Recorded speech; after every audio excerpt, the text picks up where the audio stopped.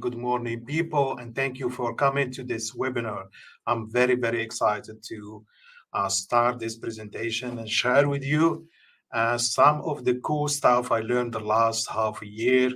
I'm very excited to tell you a little bit about how this technology is heading to and see some examples and some demos. And I hope that I can inspire you to start thinking about getting out from asking ChatGPT or another large language models on usual things to more taking it to your business and thinking about how can I embed this intelligence things in my business or create new services.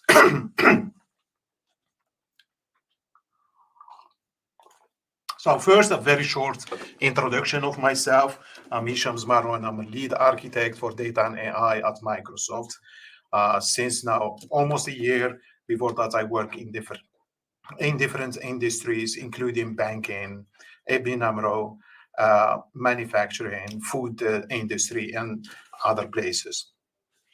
So let's start with a short agenda of today. We will talk about the recent developments of generative AI the last few years, let's say, but especially the last half year. And we will talk about what are the different archetype or the types of the generative applications, how we are applying them, and how some companies are trying to embed them in their businesses. And we will get in some examples and demos, and then go from a little bit the cool stuff to more serious things about how this kind of things can be embedded in the business processes, which is really the most interesting part. I mean, it's difficult, but it's all about how to get these things to create value to our companies. We show an example, and we conclude with a conclusion and some Q&As. Sorry. So introduction. So what are the recent developments of the world of generative AI? So it starts all with this accessibility of AI, in the sense that OpenAI and Microsoft are doing some really good job in making AI available at the hand of different people, from young to old, from developers to no-code people. And they also, this giant tech, including Microsoft, they put the resources, and they are committed to put these resources in the hand of startups and to create all these kind of things. How is that achieved is a combination between the academia, the tech companies, the big ones who are really investing very hard in research and development, but also bringing this research topics to really operationalization, making their expertise on operationalization software and services in the hand of startups. So this creates a lot of potential opportunities, not only for big companies, but also for startups who are creating very nice, cool applications. I was some time ago, a couple of weeks ago, I was visiting the TU Eindhoven campus. This is a campus in the Netherlands, where there are many startups, and one of the startups are really creating some nice application of this technology by creating new fashion by combining different pictures from the big brands and creating new things. So using the generative AI on the top of different pictures from the fashion world. So there is now, I think, the time for business action, because we see that companies are really creating some value from this generative AI by, for example, understanding the documents that the companies they have, talking to their documents, creating assistants. And there is really some big opportunities for the business to take action and start thinking about introducing this technology to their businesses. So if we go to, okay, what we see in the industry, what is the how people are using these technologies. So we see three three opportunities or three possible way of using generative AI in your applications. We see the what we call the AI or generative AI infused in applications. What we mean with that, so AI is already in the application. You don't have to build anything. You don't have to build a software, or you need developers to do something with this generative AI or the large language models. We call them also large language models. So they are there, and you have an application. You use this application. One of the examples are the Duolingo. This is an application which you can use in order to learn new languages. And if you, for example, learn in Spanish, you ask some questions on Spanish. You do some assignments in the app, and if the app, you can use ChatGPT together with the app to answer questions that the app itself cannot answer. So this ChatGPT is infused directly in the Duolingo, and you don't have really to build anything around it using your own data, for example, or other things. The AI-centric, which is really very interesting, and people are now trying to build applications around generative AI. So the generative AI is in the core, in the heart of software applications, and this generative AI is given access to different tools. The tools like Python, like tools like API, weather API, or other information. And this generative AI is acting as an orchestrator, and there is an agent who think about what to do and create an intelligent software application. I will give you an example later on. So the third AI type of using AI, of generative AI, is when you are creating this second type, AI-centric software application, and then you create it in different places in your company, and then they start exchanging the data or exchanging information between the different AI-centric. So let's call in the next couple of slides, we call this AI-centric AI agents. So this AI ecosystem is one agent is, for example, optimizing one task, another agent optimizing another task, and they will talk to each other in order to create an ecosystem of generative AI. So we will give examples from these three. So the last one, I don't have a specific example, but we will go back to the concept of what is an AI ecosystem at the end of this presentation. So let's go to what we mean with AI infused, generative AI infused type of application. So the next one, I hope that you understand a little bit how this AI infused. There is an application like Power BI or Dynamics 365 or Teams or other application. You infuse AI on it in order to make it more intelligent. You don't have to write code yourself to create visualization or ask something about your database. The AI is there. You put your question in natural language, and then the visualization and the answer come pop up in your Power BI. The second one is more about creating yourself an application around a generative AI, and I will give you an AI-centric, and we'll give you an example of a GPT lawyer assistant. So this is a very conservative sector, lawyer. So how it's done normally, so you have a lawyer from one side and you have the client from the other side, and they have a conversation about the case, and at the end, the lawyer takes some notes and takes some transcripts, and then he take it and put it in a file, and at the end of the day, he come back to the case and try to match the case with the law books and come up with some advice and recommendation to the clients. So how can GPT 3 or 4 help a lawyer in order to make an effective decision and make the work of the lawyer easier. So I have here a very high-level architecture. So you can read it like this. So you start from 1, 2, 3, 4, and then 5, 6, 7, 8, 10. So the lawyer in his office has a lot of documents, articles, and knowledge base that he is using in order to make decision about a specific use case. So normally what you can do and how you can use generative AI and OpenAI in this case in order to help you to understand what is in the law books. All the law books can be digitalized. So you put it on text, and from text you put it on small chunks.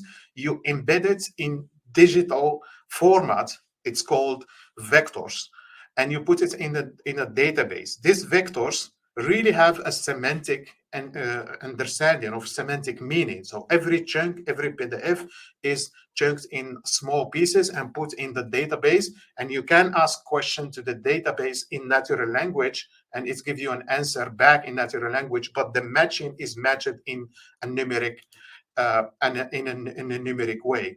So what's the books are embedded in the database. From the other side, you have also this conversation between the client and the lawyer. This conversation is registered as an MP3. OpenAI has also a library that can transcribe this MP3, put it on text, and this text is again embedded or digitalized in a semantic way into a database. So from one side, you have the knowledge base, the law books, and everything that's about the law. And the other side, you have this conversation between a lawyer and his client. So all this information is put in a database. At the other side, or later on the day, or tomorrow, or when the lawyer has some time, he come back to his computer and start asking the questions. For example, what does please provide a summary of my conversation with John Smith of this morning or the last week. And then the ChatGPT gets this question and match it with what John Smith said in his conversation with the lawyer, give an answer, and then go back to the lawyer. So the lawyer is now using ChatGPT in order to ask question about the conversation and what's the law say about this conversation when this low knowledge base is digitalized in semantic meaning in his database. This is one of the AI-centric apps. So the large language model himself, you can ask questions about John Smith, the client of the lawyer, but you cannot get any relevant answer if you don't have this information, this conversation. So summary, the conversation is between the client and the lawyer is summarized and put in a database. The knowledge base of the law also in the database, and the lawyer from the other side is questioning some question and get some answer. So instead of going back to his notes every which are written on pen and a paper and trying to match it to the books, the ChatGPT can help you to do so. So this is one of the applications of building an AI-centric apps around generative AI. This is one of the most popular. So people are really now creating application that can talk to your SharePoint or to your HR document or other documents. So using the reasoning and the intelligence of ChatGPT in order to understand your unstructured documents. So we talk about building the AI-centric apps, but one another application of this generative AI is the following. So let's see. This is very simple example, but it gives also a very strong idea how you can use generative AI to do more than what you think that generative AI can do. So, for example, if we tell ChatGPT generate an image, compose a fighting caption, and read out loud the content of the image, just like this one, this prompt will answer And I'm an AI text-based model. I'm not able to generate or display image directly. However, I can certainly help you to come up with a fitting caption for an image. This is not what we want. We want really an image. So what we can do is, this is a very strong thing of generative AI, and I ask you please to take here a little bit to understand how this GPT 3 and 4 works. So they are reasoning. So if you tell them, if you tell them, okay, next to this request, which is on natural language, generate an image, compose a fitting caption, and read out loud the content of the image. You give them also some tools. You tell them, okay, you are not you don't walk alone. I give you some tools. I give you some things that you don't have. Like I give you some library from Python that creates an image. I give you some other libraries that creates a caption, and I will also give you a library that get the text to the speech. So this generative AI or GPT-4 starts thinking about, okay, I'm not alone. This guy who is working with me at this now, he is giving me a request, a prompt, but he is also giving me some tools, and these tools I can use them. So the point here is that ChatGPT understand what image generator is. He understand what image caption is. So he will start creating code to take this image generator library and make an image. When the image is there, he will understand what on the image is and create a caption. And also when he say, okay, this guy is asking me to read out loud, that means that this text, this caption, I will take this caption and I will convert it to speech, and I will read out loud the content of the image. This is done himself, but of course you need some kind of frameworks to let this ChatGPT do so. So what is here? So you have this instruction that you cannot do just with standalone ChatGPT, and you have the tools. And here you have a prompt. I will ask you to perform a task. Your job is to come up with a series of simple commands in Python that will perform the task. And the task is generate an image of a main Kungri cat sitting down, resting, blah, blah, blah. And then he said, okay, I have this task. I have a number of tools, and I will create an agent that I will use this image generator to generate an image, the image caption to caption the image, and the text to speech to read out loud the content of the image. Then go into Python, and then from all this combination, the prompt and the tools, the agent, the intelligent agent will create an image, and he will also create and caption and read out loud. Yeah, thank you very much. So we talk about the AI infused in application. We talk about AI AI centric apps. So you have the generative AI, and you give them access to other tools, and the AI will create its own application around the LLM, the large language model. And we want to talk a little bit, because this is very, that this is not mature yet, this creating an ecosystem of plugins. And this is what you see in the website of OpenAI, and is also coming to Azure OpenAI. So you have people create plugins that give you access to different websites, different tools. Like, for example, people from mathematics knows about Wolfram Alpha. Wolfram Alpha is a portal where you can do a lot of mathematics operations. So you give ChatGPT the access to this Wolfram Alpha through this plugin, and he will calculate integral, do some differentiation. But if you give them different plugins or different access to different plugins of different other applications, he will think about, okay, I need Wolfram Alpha for mathematics, I need Speak for to speak, I need Kayak for other things, and I need Expedia to look for good price tickets. and all this kind of thing. So he understand for what these plugins or these applications are used for. So, okay, this is very nice. This is cool, and we can go Hugging Face, and we can create an application, and we can give the ChatGPT your data and ask him to talk to your data. But how it's people trying to put it in their business. So, in order to do so, I will just sketch a kind of a very high level process, a business process. So this is a lending process, just a very high level.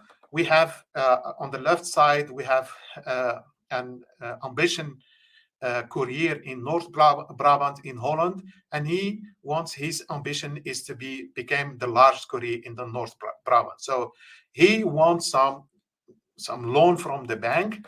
And in the process, you have a number of steps to go through. So you have the orientation through calling the bank or through the website, and then you receive an advice and evaluate the risk. So you have to go through these steps. But at the other side, we have ChatGPT, and ChatGPT for the most people is just you have a prompt, you have a black box comprehension and reasoning. It can reason, and you have a response. So you have a gap between what ChatGPT can do as ChatGPT or GPT-4 and a generic process. It can be the landing process or data management process, or it can be a procurement process or an onboarding process for HR. So I think myself is the most value that we can really extract from this generative AI is to bring AI to these processes and try to automate a number of steps or optimize a number of steps. So what is happening now is that people are trying to create frameworks and tools that can really bring this intelligence, this response. This response can be a code or can be a natural language, and then put it in plugins, in frameworks. We have this LangChain. It's really a very popular framework we have from Microsoft Semantic Kernel, and build pipelines to bring the reasoning and the intelligence of ChatGPT or GPT-4 in general to automate or to optimize one of the steps of your process. So let's see how this works in practice. So let's say, okay, I want to do something. I want really to bring this orientation more intelligent, more smart. How to do that? So just you can given what we have seen, if you give the ChatGPT, given his intelligence and also the power of reasoning, we can give him some tools and he start thinking about what he can do. So let's say about this orientation, we will create here an assistant, an OpenAI, and generative AI assistant. We will create another one here, and then we start creating a collection of agents that can optimize your process. And this agent will talk to each other, or at least the input of one is the output of the other. And then we create an ecosystem of agents that optimize one of the processes in your company. So let's go and see, okay, how can we, for example, the orientation phase, how can we use ChatGPT in order to help our courier to orientate better and to get more information? And how can this bank who is giving loan help, or how can ChatGPT help a bank and the courier in order to have a good conversation? So what we can do is how you can think about this kind of thing. So in every step of the process, you can think about, okay, I can use here a ChatGPT or a GPT-4, and I can give him access to a database, to an internal API, to other documents, and ask him how, for example, best price quotation. So I can create a bot of an agent. He go and ask the database, or ask a document, or ask other things, and come up with some information, combine them, and get some suggestion for the best price quotation. The same you can do it for the other steps, and you create a number of intelligent agents for every step, and then you combine them, and then you create an ecosystem of agents that help you to optimize one of the processes that you think it's optimal. So I will always recommend to start with operational internal processes, which are not exposed to the customer, because this technology is still new, and we have to go and to see how it works, and if there is any mistakes, or how to operationalize them. And also I will recommend that the human should be always in control. So this guys here, this agent will help you to optimize, automate, and to make this process, to accelerate them. But at least in the beginning, when you don't exactly know how these agents are working together and how they are making decision, as someone should be always as human in control and validate the inputs from this agent before really make a decision. But I believe that in the future, in the coming few years, this agent, we will trust them in order to optimize our processes. So I hope that's let's summarize. So I have 4 minutes. So we started with, okay, where we are coming from. Things is going very fast. People has access to this technology through APIs, through the web, like the ChatGPT, the web apps like ChatGPT. Companies are trying really to take advantage from this technology and put it in their business. We have seen that the AI is infused in the most of, will be infused in the most of Microsoft product like Power BI, Dynamics 365, Power Apps, and all these kind of things. But also people are infusing this ChatGPT in some like Duolingo.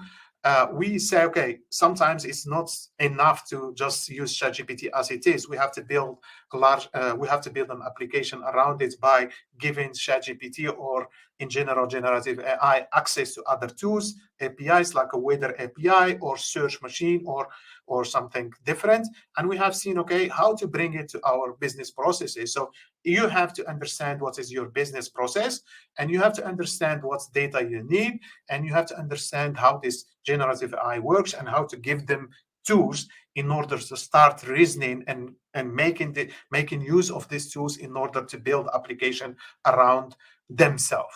And at the end, this agent, when they know each other and the first one is optimizing this step of this process, the second one is optimizing the second step. This agent will use the input output from each other, and it creates an ecosystem.